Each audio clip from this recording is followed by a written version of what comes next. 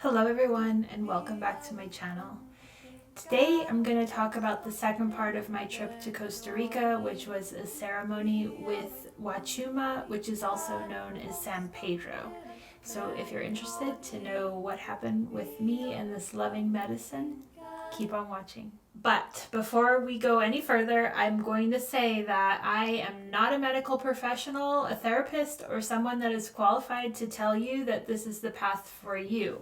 You will feel into this for yourself and will know if it resonates. And if it does, amazing. And if it doesn't, it's just another subject to learn about. And who knows where down the road it may come back into your life.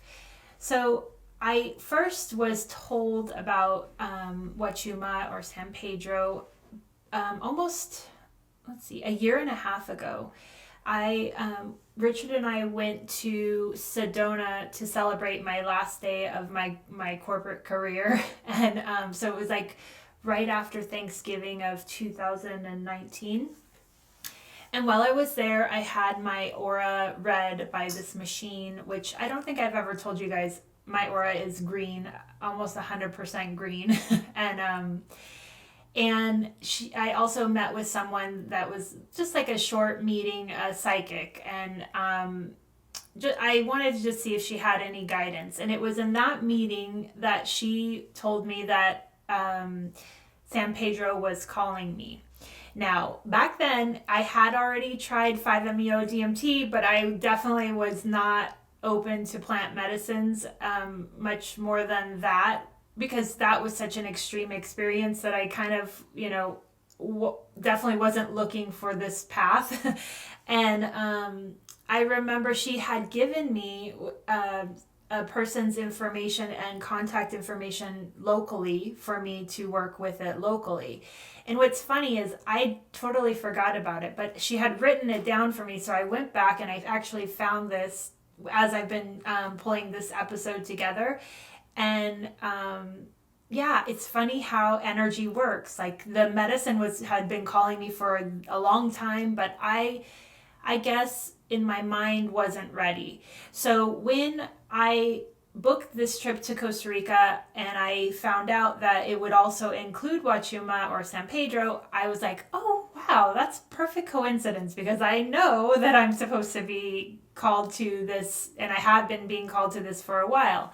So I didn't at that point look into what it was, because I just knew that I had that experience of someone telling me that it was calling me forward.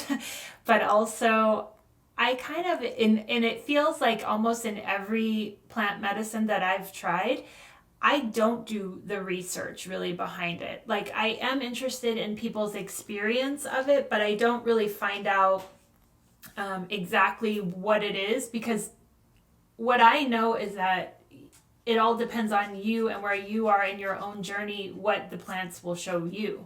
So really, even me sharing my experience with Wachuma is just like being vulnerable and open with you, and in more of like a curiosity way, because if you do decide to go down this path and welcome Wachuma into your life, it's going to be a different experience, because we all are different.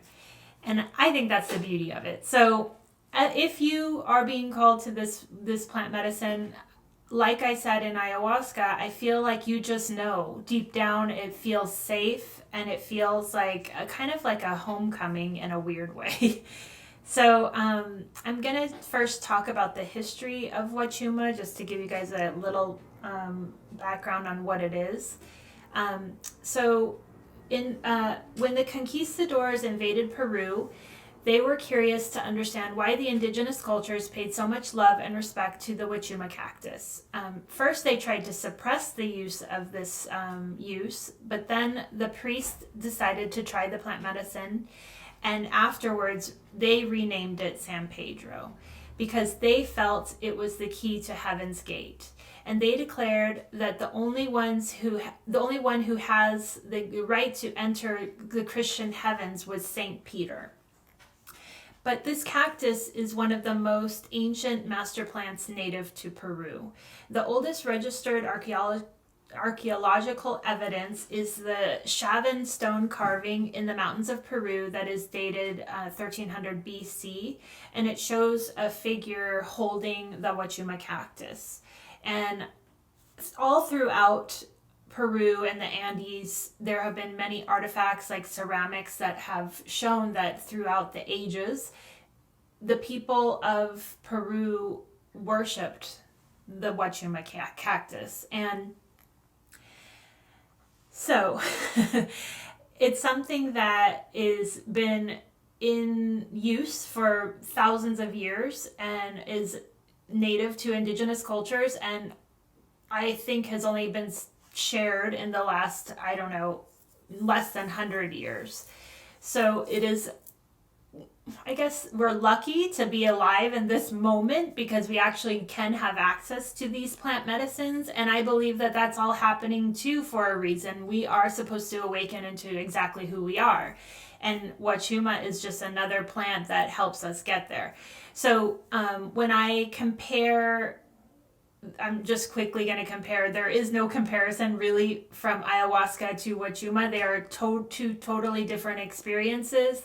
And I have heard that they do work well together, but meaning together in that if you do a retreat, they do usually include Wachuma in another day to ayahuasca ceremonies. But the experience of them, at least for myself, was totally different.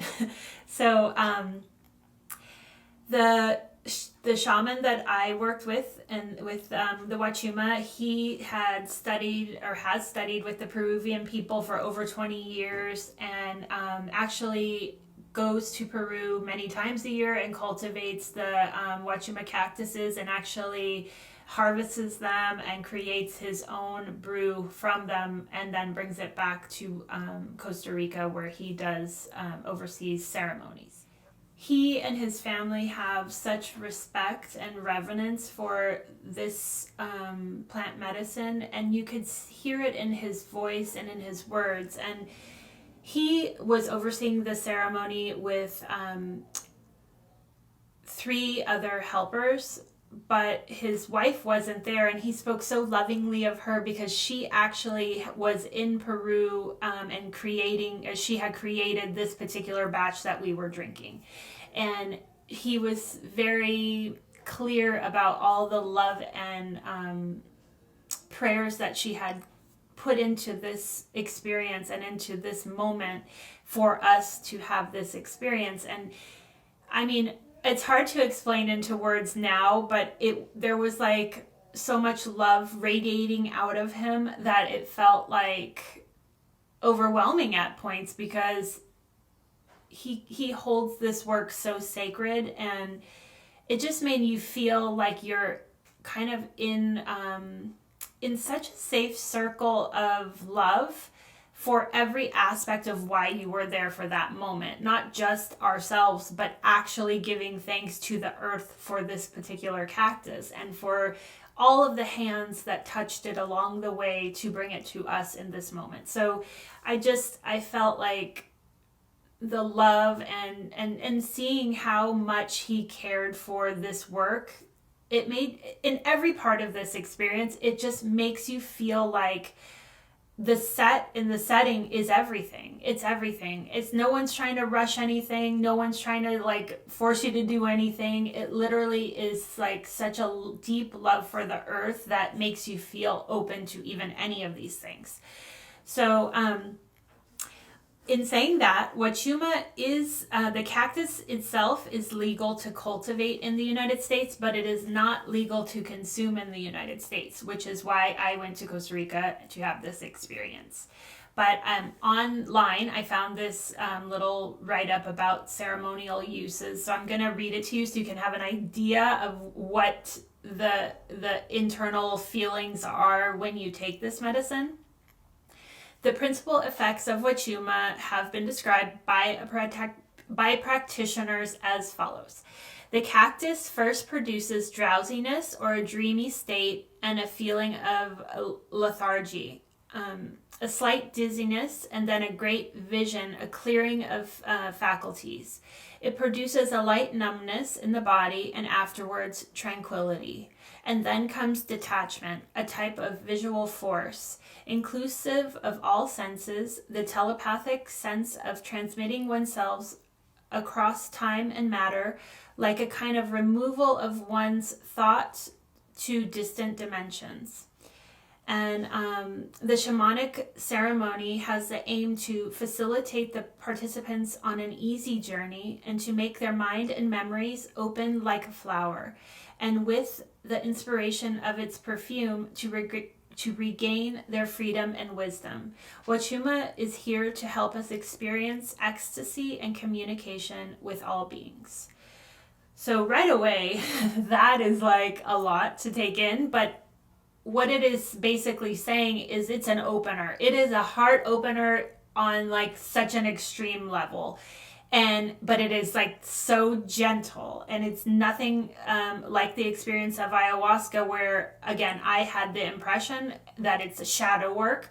This is all about just breaking down those walls that we all have over our hearts and just sharing and opening yourself up to every part of the world. So the ceremony for us started at 8:30 in the morning, and it didn't finish until 11 o'clock that night. So as you can tell, it was an entire day. And we met in the Maloka, and again, it was set up so beautifully. And this was a different shaman than that we then did the ayahuasca ceremony. This shaman is focused solely on Wachuma, and he has such reverence for Wachuma, and that is what his work is. So his circle or ceremony space was set up completely different, and one of the biggest aspects of his was he had this huge altar in the middle of the space, and then also a fire. And we all sat down, and he explained to us that this was going to be a class. Like, it wasn't just going to be a ceremony, it was actually going to be a class that we were going to be learning in. And he wanted us to take notes if we needed to, because it was he was there to be a teacher for us.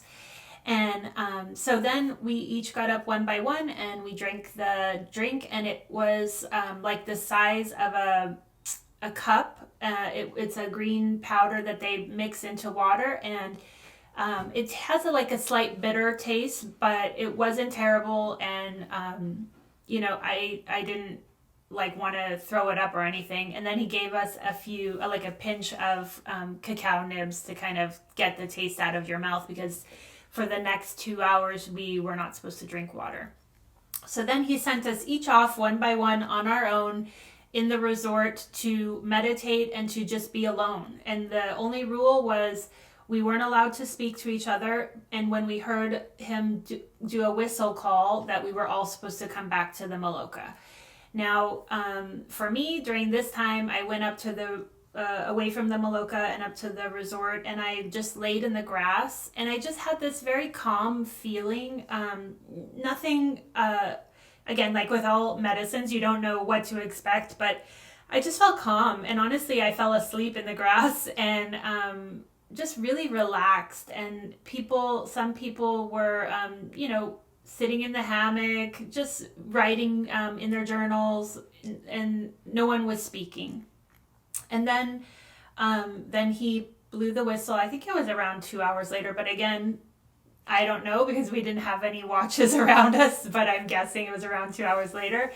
And we all went back to the Maloka, and from there, we sat down again, and he explained that we were going to have 5 different altars for the day, and each one would be accompanied with a law of creation. And so together there were going to be 5 laws of creation that we were going to be learning throughout the day.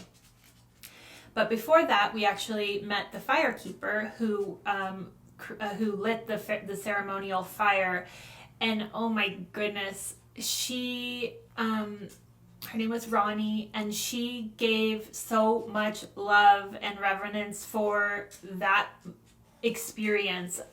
A lot of what she spoke about was that like fire is life, and they have such respect for it, and they give gifts to it. And a lot of the main sacred gift of the Peruvian people is tobacco, and so a lot of tobacco was shared with the fire as like a heart gift and like another heart opening experience.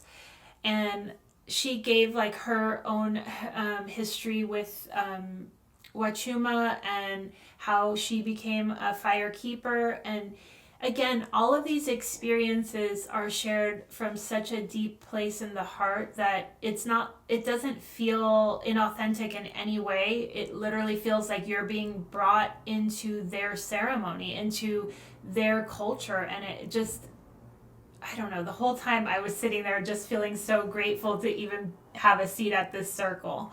And then there's also music, and they play, like the Nights of Ayahuasca, they have this music that are called icaros, and they're sacred songs, and some of them call in spirit, some of them are to protect the medicine space, some of them are for healing and heart opening. And it's so interesting because they're all saying in different languages that I don't understand the words, but you just feel them, and you feel them so deeply. And I'm telling you, by the end of the day, I was like so in love with both the firekeeper and the singers, because as they're there singing all day, you can feel that they are there 1000% giving their energy to us, to our moment, to experience this moment. And, you know, to have that, first of all, undivided attention,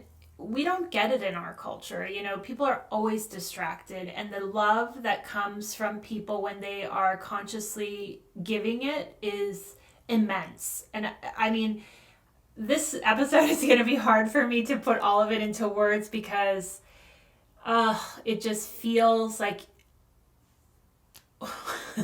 one of the guys, he was literally like looking up with his eyes closed and just like singing the song, like, oh my God. I just felt like I was in his body and felt the love that was pouring out of his body. And it just has you looking at each person in such a different way. And I'm sure that's the medicine. At this point, it was 2 hours in, and it's such a subtle shift, but such a huge opening in yourself that, you know, it's indescribable, but you know something's going on. But I personally did not have visions. So for me, it was, and I had a couple downloads, but for the most part, it was just allowing and feeling everybody in the space. So then Hiran, who was our shaman, explained that in each altar, after he gave us the law of creation for that altar, we would be able to go, and they had these little pieces of cloth that you would put a pinch of tobacco into the cloth, and then tie it up with a string, and then you would throw that, you know, prayer into the altar. And so that was how we were going to because essentially in ceremony you're creating so much energy, because we have all of these people with the same intentions of being there and being present, and using these sacred icaros to call in the energy. And we have the fire also storing that energy.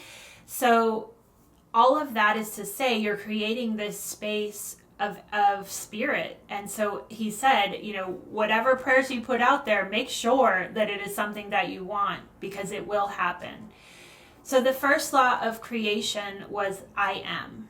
And he said that it's all and wait, that is all and nothing else after that. Anything you put after I am, you immediately take away the power of all else that you are. You are infinite possibility. So this one, I mean, I'm getting chills now, because in my shamanic teachings, we had to create an intention from the very beginning of that program. And mine was, I am divine creation. And what he essentially was saying is that no, you don't put anything after I am, because if you put anything after I am, you are saying that this is all I want to be. We literally are I am.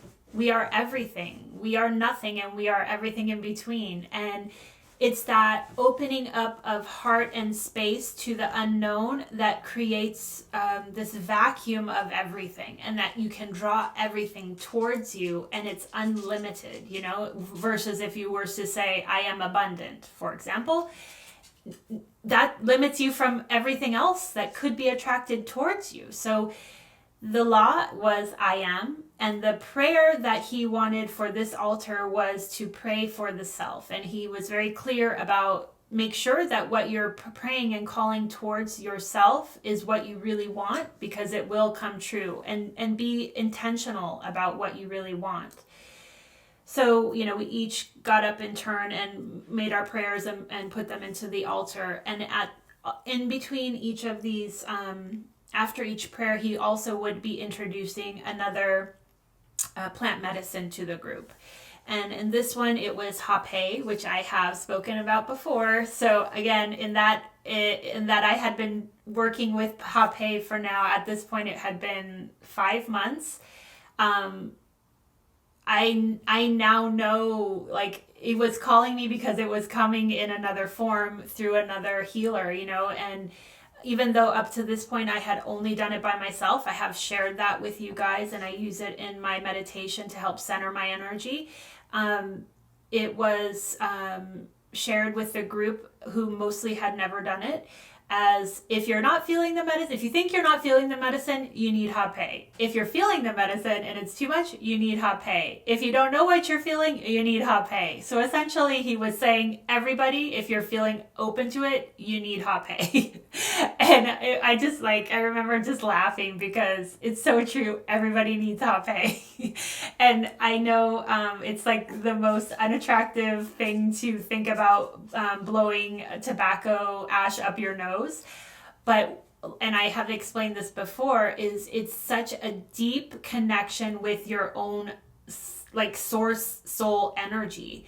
And you're literally pulling back all those threads that you have out into the world back into your body. And it can be overwhelming. So then I remember I was still sitting on the mat, and there became like a line of people that were waiting for him, and he was so beautiful. He like spent so much time with each person to understand what they were feeling or experiencing in that moment.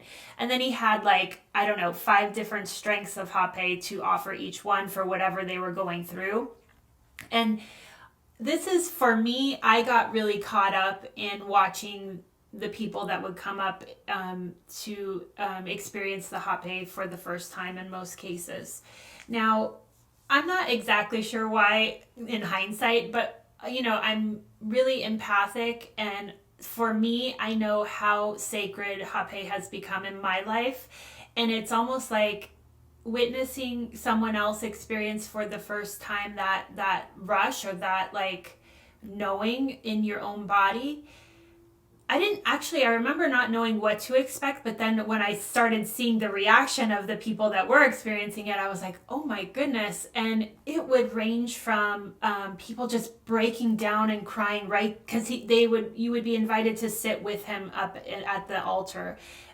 So he was like face to face with the person he was working with. And after he would issue the Hapé, like the reaction would be like, a lot of people would just break down crying, or they would become overwhelmed in their own body. And he would, if that would happen, then he would obviously do many prayers over them, do a spirit water wash, rinse, and like try to get them back into their body. Because remember, Hapé is like pulling every part of you right back into your vessel. And if you haven't experienced that before, it's overwhelming because you don't know your own energy. You don't realize how much you're always giving out, and taking in others. And what I'm just going to say overall noticed is that most of the people that were experiencing it for the first time, they had never experienced their own energy. And it just showed up in so many different ways. And I had, I don't know, I felt like I was just holding the space for each one's experience, and I just felt so connected with each of the people. And some of the people then would, after like minutes of being there with the shaman, he would move them over to the side of the Maloka, and many of them would then start purging, and then he would stop and go over and make sure, clearing the energies that were coming out, because essentially when you're aligning with your own energy, you're releasing stuff that doesn't belong to you, and that can be purging. I mean, I have on Hapé purged one time, and again, this is why when I did it by myself, but if you aren't in resonance and completely aligned with your own energy, stuff comes out. And that is what I believe Hapé is. It's to show you who you are. It's to say, like, this is a moment for you and your soul to be connected. So that was during the first law, and we were probably in that space or that altar for at least an hour or so. And I mean, maybe in that hour, I don't know, maybe 4 people were able to receive Hapé, because again, he spent so much time with each person and dealt with whatever they were releasing and whatever they were going through. So it wasn't like it was rushed through. And, just the sacredness of each person's soul having these experiences was so beautiful. And to witness it, it's like you're being a part of their transformation. And that's what I remember feeling, is just like there was this one guy that was there, and we had another connection during ayahuasca, and I felt he was one of the people that actually stayed the night in the Maloka with me, and he had a pretty strong reaction to Hapé, and he ended up purging, and I was sitting completely across the Maloka from him, but I was just sending him so much energy, and I had this feeling of, he is just such a strong warrior, and he's so young. And I mean, I just felt like, God, people that are waking up at this point in their lives and they're in their 20s, I not to say I feel envious, but I do feel like, wow, the potential that they have to bring into this world, it's just overwhelming. It's so beautiful, and it's so beautiful to know yourself so deeply at that point in your life that you are following a path to finding out who you actually are, and you're not letting society tell you should go to college next, and I just had such love for him. And yeah, I ended up talking about it with him later in the night, but that's what I did. I just was connecting, like deeply connecting with everything that was going on. And so then the shaman Hiran blew the whistle, and gathering everybody back together was a challenge in itself. There was like an appointed accountant to make sure everybody was accounted for before we would move on. And then he brought the next prayer in, law, which is all is one and one is all. And essentially, this is what I took from that law. We are all mirrors to each other. There is nothing that you cannot forgive in this life, as we are everything and everything is us. The hope is to be able to give that forgiveness while you are still here on this plane of existence. If you will cry over my death, tell me you love me now, today. Do not wait until I am gone and cannot be here to hear it. So essentially, this one was all about the people that you just don't resonate with, the people that have hurt you, have made you feel less than. Find it in your heart and in this space to send love to that person or to those people in this moment. And the thing that resonated the most with me is when he said about the part about, if you are going to cry over my death, tell me you love me now, was like, ooh, because I mean, yeah, we all, when we lose people, we all try, like, remember the good times. And of course, we're sad, and it's too late. It's too late to say, I love you, you know? And he's saying, why hold that in your heart for the rest of your life? Do it now. Get it out of you. Share it. And so the prayers that he said was, this altar was to pray for those people who have wronged you, and that you would be fine never seeing again, but that you need to give love to. So for me, this took the form of all of the men in my life in my childhood. So I have a biological father, a stepfather, and my brother. And those are the three that I focused on. And, you know, for all different reasons, my biological father and my stepfather are no longer in my life. And not by my choice. So I just gave forgiveness to myself and forgiveness to them, and also thanks for them to bringing those experiences into my life, because it's made me exactly who I'm supposed to be, you know. And essentially that's what this law is about.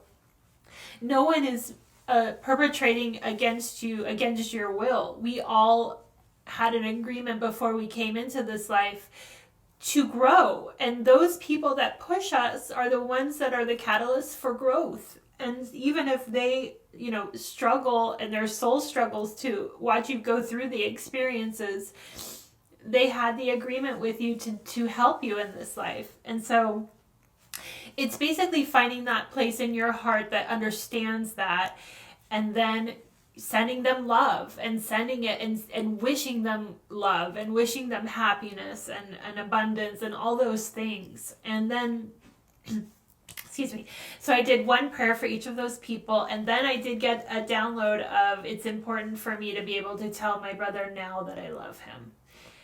And of course, on the medicine, I was like, oh, I could do that. I could totally do that. The moment I get home, I'm gonna tell him. Because again, on this medicine, your heart is just so out of your body that you're just like, nothing, all of the things that my mind make me distant from him, or the walls that I put up because of him or because of me, are down. And it's like, oh, I could easily share that love with him, because I do love him. And at the soul, or the core of all of us, we love everyone. But it's then all of the experiences that you put up a wall, and it grows and grows and grows and grows. And then it just becomes so hard to ever imagine saying that to the person. So yeah, it's one that I definitely have to work on. And it's funny because, of course, when I got home, my first time seeing him was at Easter, and it was in a group setting, and I was like, oh, like making an excuse of, well, the next time I'm alone with him, then I'll tell him. And I can see this is a shadow. This is something that I have to break through, and this is something that no matter how that message is received by him, it's not about him. It's about me being able to share my love freely, even though in my life today, he doesn't understand me, you know, and maybe he never will, and that's okay, but I still want to give him love while he's still here. So that's something that I was shown, and that I need to work on in myself. So then in that altar, the next plant medicine that was introduced was Sananga. Now, this is another plant that I know about and that I have been practicing with, or sitting with. I haven't done an episode on it yet, but I do plan to in the future, because I do believe it to be a very powerful, beautiful medicine. It's just my experience with it so far has been challenging, to say the least. So essentially, Sananga is an eye drop that is created by the indigenous people in the Andes and in the Amazonian people, and it is from a bush, and it's the milk of a particular bush. And what it was used for in the past, you know, thousands of years ago, is that the hunters would use these drops in their eyes before they went hunting. And it is because it gives you clarity of vision. And not only clarity of vision, it gives you like it clears out your pineal gland and the calcification around the pineal gland and helps you to see things with your eyes anew in a way. Now, if you have like obstructions or eye issues, it actually is said to correct those. So, I mean, I have heard people that wear glasses that use Sananga. It is asked for that you do a dieta of 21 days with Sananga. And then you take 3 weeks, I think it's 3 weeks off. And then if you want to do it again, you would do another 21 days. Now, I tried that and I got to day 5 and I just couldn't do it again.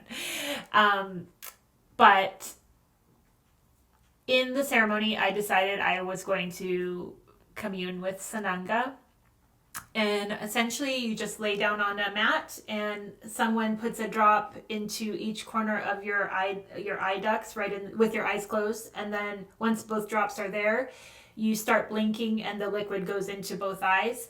And the reason that Sananga is difficult is that it feels like you're putting battery acid in your eyes, but not for very long. It lasts, in the case of the Sananga in Costa Rica, it only lasted for me maybe 30 seconds.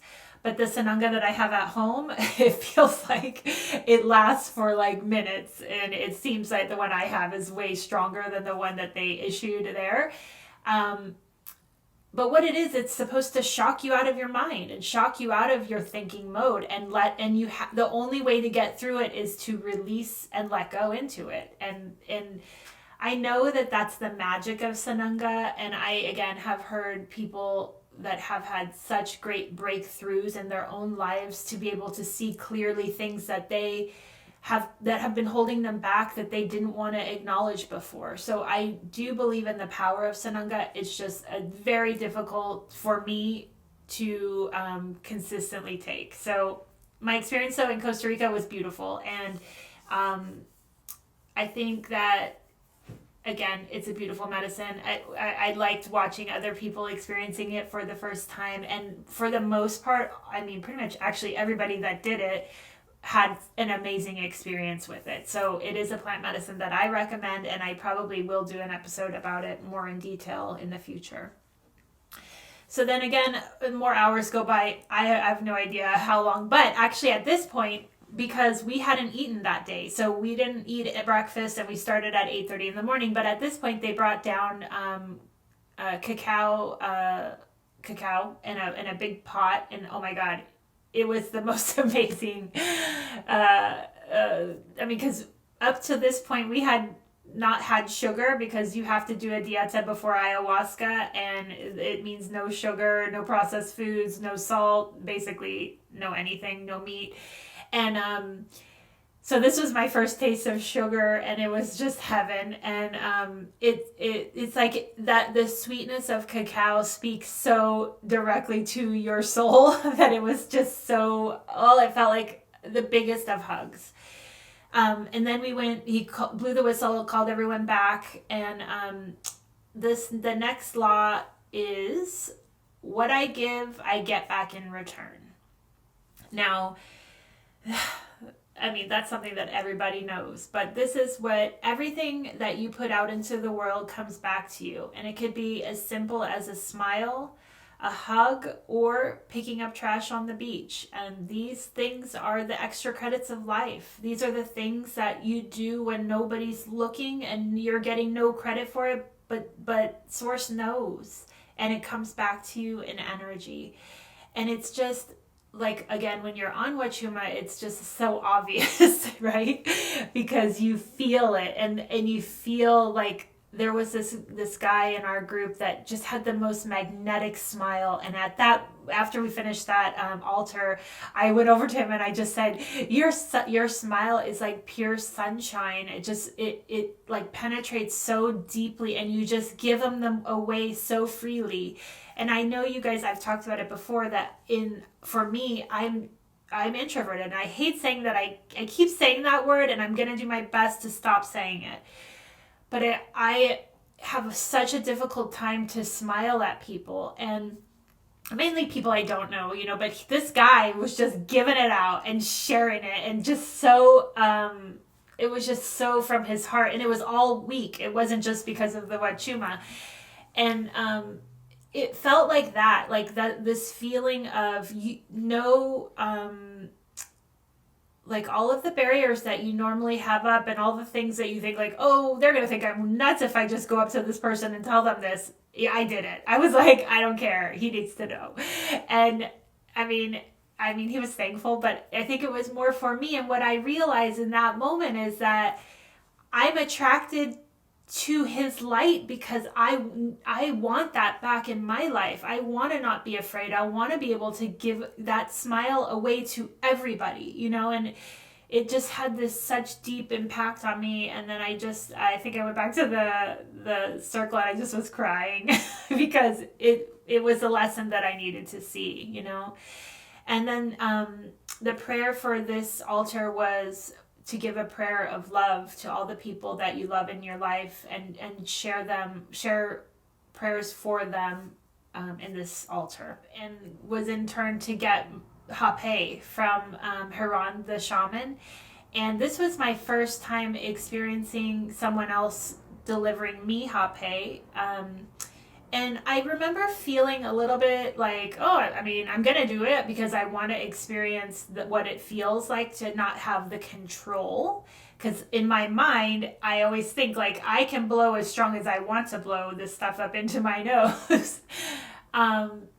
And so I went and sat down with Huron and I explained to him, like he asked me, how are you feeling? And I said, I feel amazing. I feel like I'm home and it's all love. And he said, are you struggling with anything? And I was like, no, I just feel great. And he asked if I had done Hapé before. And I explained, yes, I do it almost every day. But I had never had it administered to me.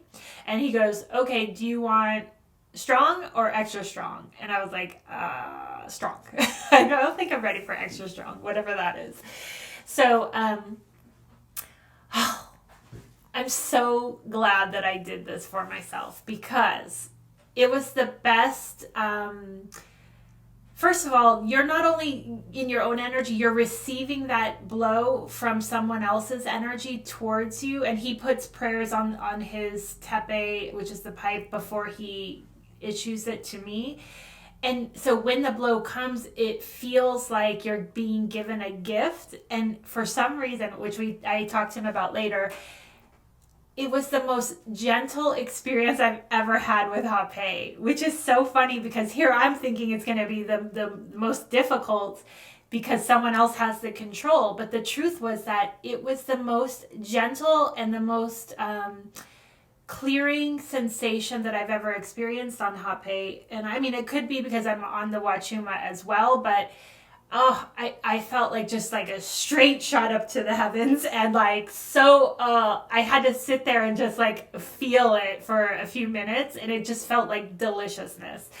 And I just remember just so happy. So then I went and sat down and that's when the next altar started. So the altar for the prayer of, or the law of what I give back, I get in return. And it was that we were to give prayers of love to the people in our lives. And then he introduced a new medicine at this point, which was the cacao leaf powder. And it's like a green powder that you scoop up and you put into the side of your mouth. And what I remember him saying about this was that, society has completely abused the cacao leaf and how it was never meant to be snorted up anyone's nose, and that when you have the sweetness of the cacao leaf in your mouth, you're only to speak of love and speak of beautiful things. And again, it's another sacred plant medicine that they have so much reverence for.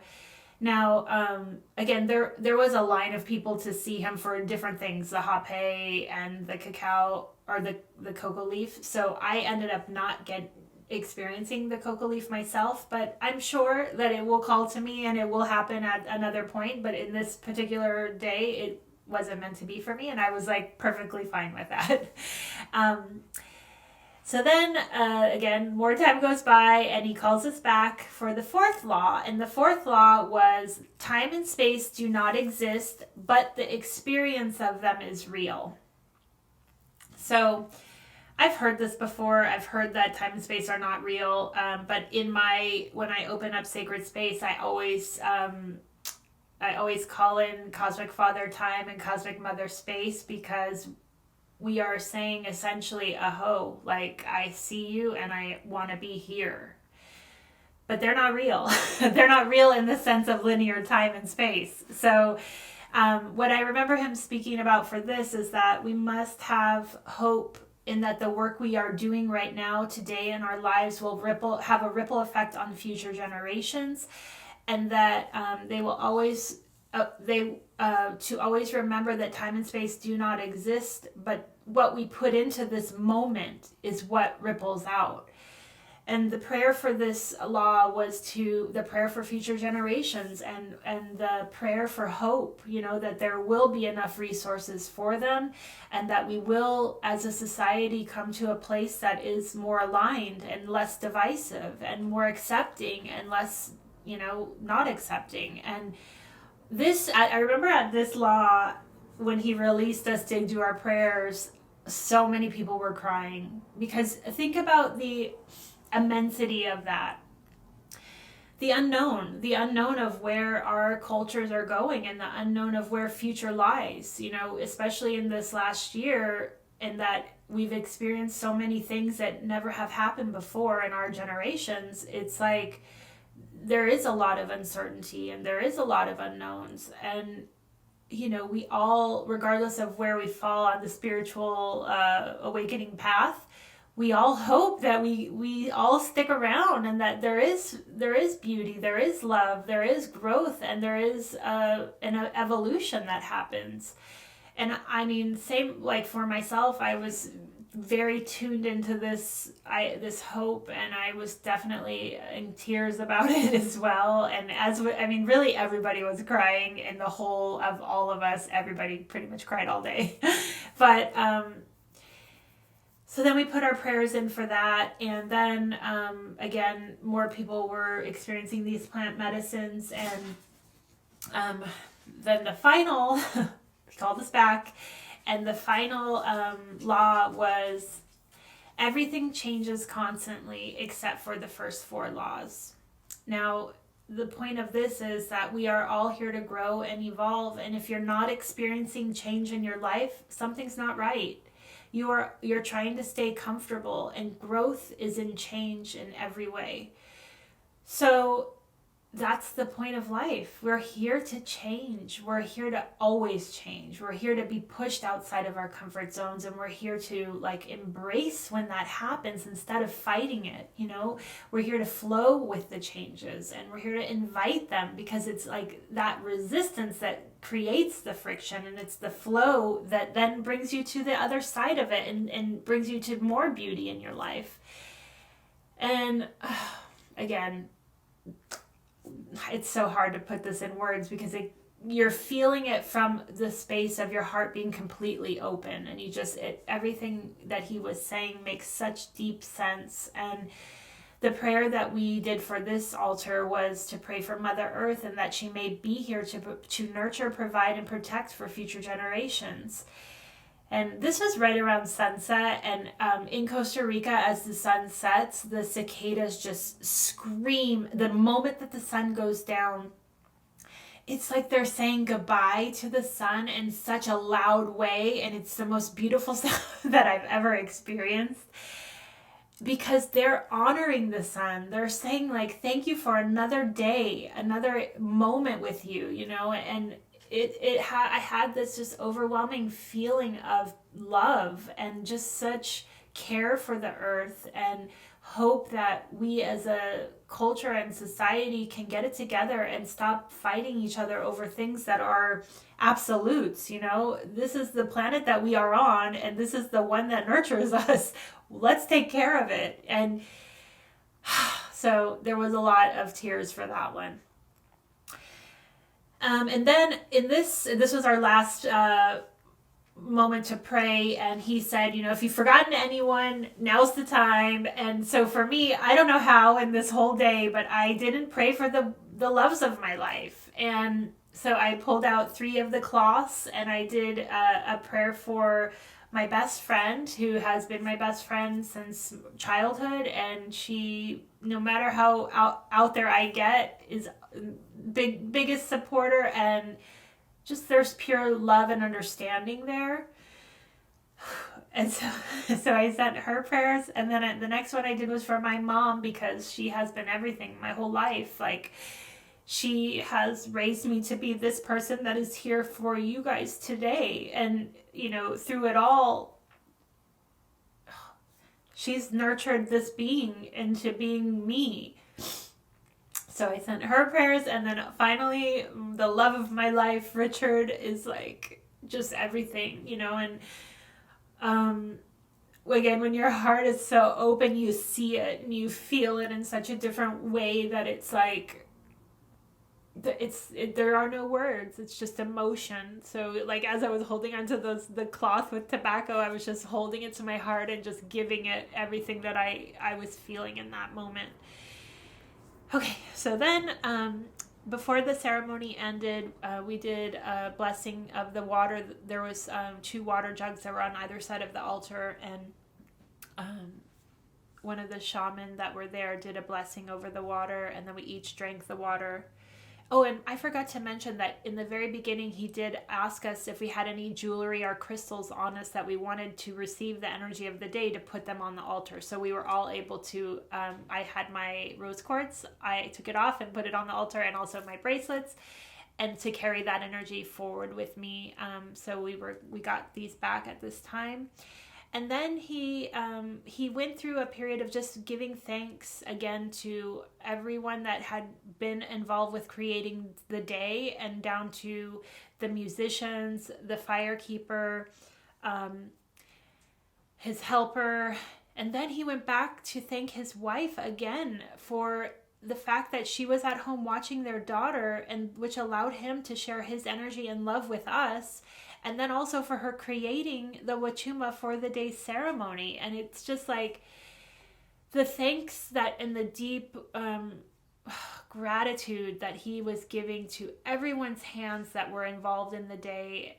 It just makes you feel like we don't know in this society where our food comes from. We don't know what we're eating, and we don't understand what goes into everything that comes into our bodies. And it's like taking that moment of just deep thanks for the person that is picking the berries that go into my smoothie, you know, like that love and sending it out is like the energy that creates something bigger and something better. And then he said that we were then to say goodbye to each other. And because this was our last night in Costa Rica, and, you know, there were 30 of us. And so we got up, and I think there was music still playing. And, you know, there were people that I connected with like daily, and there's so much love, and those relationships will continue on.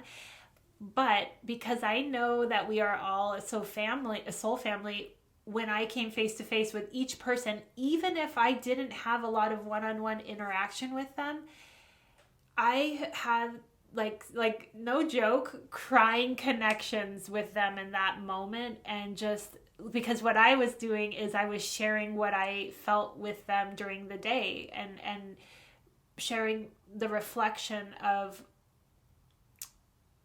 what I saw their life to be, their potential to be, their like those warrior spirits, and those just like deep loving people. And I mean, in this, like literally saying goodbye to 30 people one at a time, I was just in tears, just crying. And it was the best release and just gratitude that to end the whole week, because you're able to have that moment to say, you know, I appreciate you showing up for this and being present for this every day that we've been here. And that's why they're my family, you know, like that's why I've known them so many lifetimes, and that we are connected.